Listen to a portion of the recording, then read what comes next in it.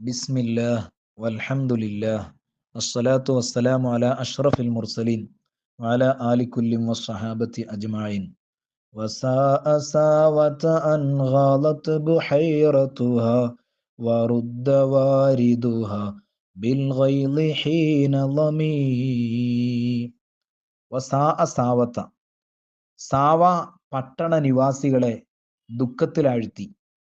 അഹ്സന അഹ്ല സാവ എന്നർത്ഥം. എന്താണ് സാവ പട്ടണക്കാരെ ദുഃഖത്തിലാഴ്ത്തിയത്? അൻ ഗാലത്ത് ബുഹൈറത്തുഹ, ആ പട്ടണത്തിലെ തടാകം വറ്റി വരണ്ടു എന്നുള്ളത്. വറ്റി വരണ്ടു എന്ന് മാത്രമല്ല, റുദ്ദ വാരിദുഹ, ആ തടാകത്തിലേക്ക് വെള്ളം കോരിയെടുക്കാൻ പോയവരെ തിരിച്ചയക്കപ്പെട്ടു എന്നുള്ളതും. എങ്ങനെ തിരിച്ചയക്കപ്പെട്ടു? ബിൽ ഗൈലി, ദേഷ്യത്തോടെ.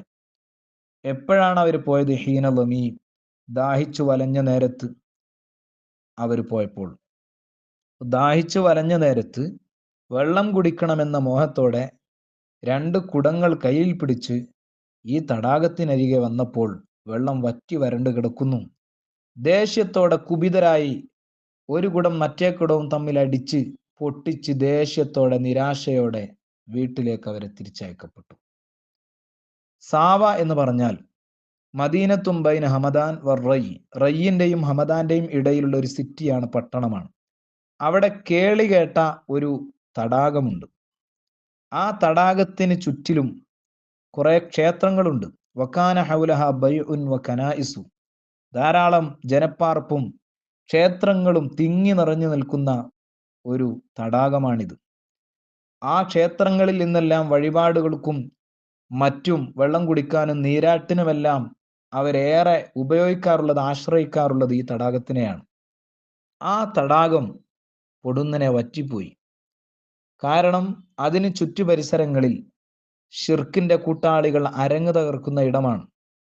നബി സല്ലല്ലാഹു അലൈഹി വസല്ലം തങ്ങളുടെ തിരുപ്പിറവി, ഭൂമിയിലേക്കുള്ള പുറപ്പാട്, എല്ലാ ഷിർക്കൻ കൂടാരങ്ങളിലും അപായ സൂചന നൽകിക്കൊണ്ടാണ് തങ്ങൾ പിറവിയെടുക്കുന്നത്. അപ്പോൾ അതിന്റെ ഭാഗമായി ഈ വെള്ളം വറ്റണം.